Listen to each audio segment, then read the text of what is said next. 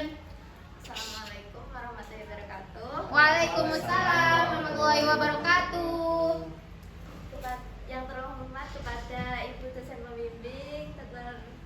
Gusti Yarmi MPT, kemudian dosen penguji Bu Yustia Suntari MPT, guru penguji Anissa Alma Herningrum MPT.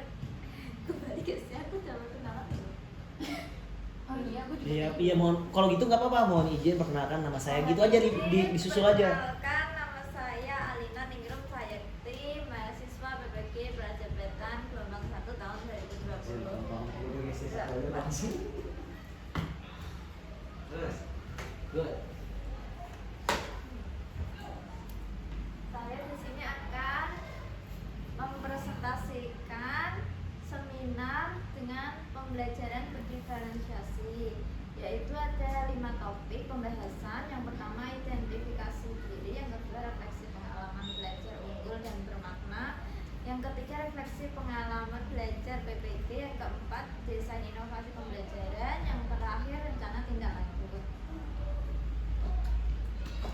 Yang pertama ada identifikasi diri. Visi untuk pendidikan, yaitu mewujudkan pendidikan inklusif dan merata di seluruh Indonesia. Wah, bakalan jalan-jalan ya kayaknya. Serta Coba inklusif itu apa sih? menciptakan Indonesia yang cerdas, berakhlak mulia, berkarakter, dan memiliki daya saing global.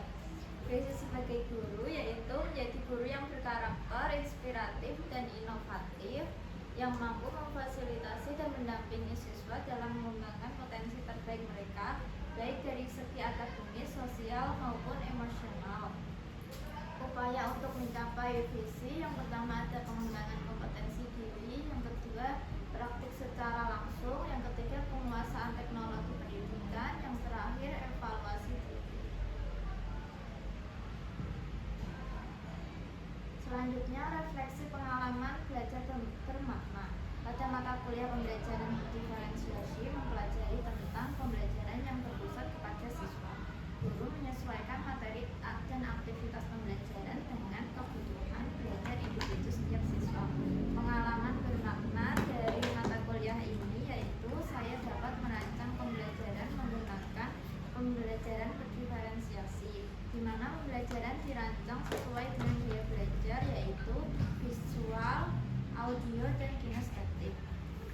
Dengan pengalaman yang saya dapatkan dari mata kuliah pembelajaran berdiferensiasi, saya dapat memahami karakteristik siswa dan membantu mengurangi kesenjangan belajar antara murid dengan kemampuan yang berbeda-beda. Sekarang saya akan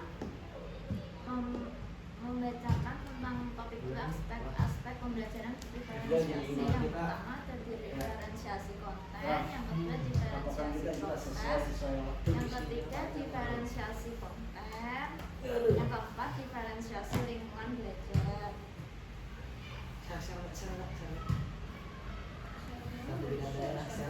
Refleksi pengalaman belajar selama PPG. Yang pertama, setelah mengikuti serangkaian pengalaman belajar selama PPG, saya menyadari bahwa pendidikan di Indonesia seharusnya titik. Nomor 2. Waduh, oh gini maksudnya dosennya silakan lanjutkan ke Itu berikutnya. Yang kedua, saya menyadari bahwa untuk menjadi guru profesional saya harus memiliki 4 kompetensi, yaitu pedagogik, kepribadian, sosial, dan profesi. Alin kurang satu lagi kompetisi kepribadian ini kan 2021. Pedagogi, kepribadian, kompetisi sosial. Sebenarnya bukan kompetisi tapi kesadaran sosial. Terus kompetisi profesional. Coba deh kompetisi 2021. Ntar ditambahin. Kompetensi sosial. Itu kemarin keluar di Tekno, di ininya juga. Yang kurang apa? Iya. Udah sekarang komennya nanti aja. Searching dulu deh. Nanti komennya Searching. biar presentasi dulu. Desain inovasi pembelajaran. Yang pertama ada mengidentifikasi dan memetakan peserta didik. Kedua, merancang pembelajaran sesuai tingkat capaian peserta didik. Ketiga, perangkat pembelajaran sesuai dengan tujuan pembelajaran peserta didik. Yang terakhir, mengintegrasikan pembelajaran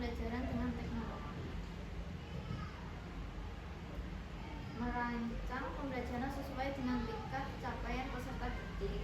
Perangkat pembelajarannya ada PowerPoint, kemudian ada lembar kerja peserta didik menjadi 3, yaitu visual, audio, dan kinestetik dalam mengaplikasikan pembelajaran berdiferensiasi sesuai dengan tingkat kemampuan peserta didik dari hasil asesmen diagnostik.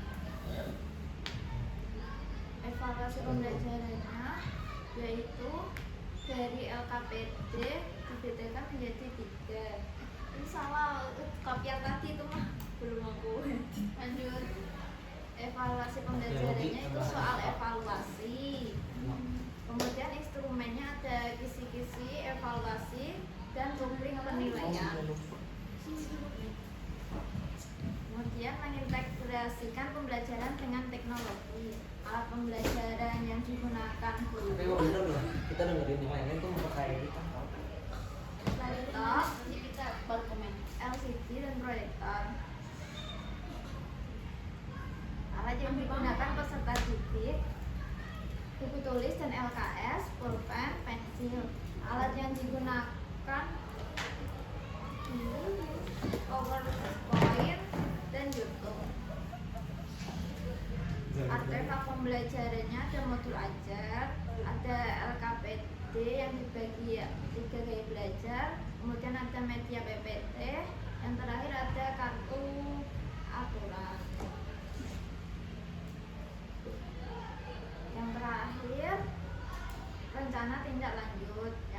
Yang pertama, membuat desain dan perangkat pembelajaran yang disesuaikan dengan karakteristik dan kemampuan peserta didik. Yang kedua, menerapkan aspek-aspek pembelajaran berdiferensiasi.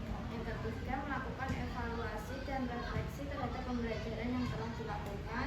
Yang terakhir, melakukan pengembangan kemampuan diri dalam melaksanakan proses pembelajaran. Terima kasih. Sama-sama. Love you. Oke, ada yang mau komen? Mungkin buat masukan Ari. Inklusif itu kayak apa sih? Pendidikan yang inklusif itu apa? Bagaimana kami untuk mencapai Ya, aku buka dulu. Nah, Inklusif adalah pendidikan yang memadukan seluruh perbedaan. Pada semua peserta didik inklusif itu nih, penyelenggaraan pendidikan memberikan kesempatan kepada semua peserta didik, kesempatan yang sama ya? kesempatan yang sama, maupun anak berkebutuhan khusus ataupun normal. Betul. Ntar kalau dijawab gitu ya. Coba Kayak sekolah umum deh, kayak sekolah Iya. umum, sekolah negeri. Penyampaian. Sekolah negeri. Jadi ada swasta itu yang nggak menerima yang bukan sekolah inklusif, tapi beberapa swasta juga sekolah inklusif. mati. 8 menit.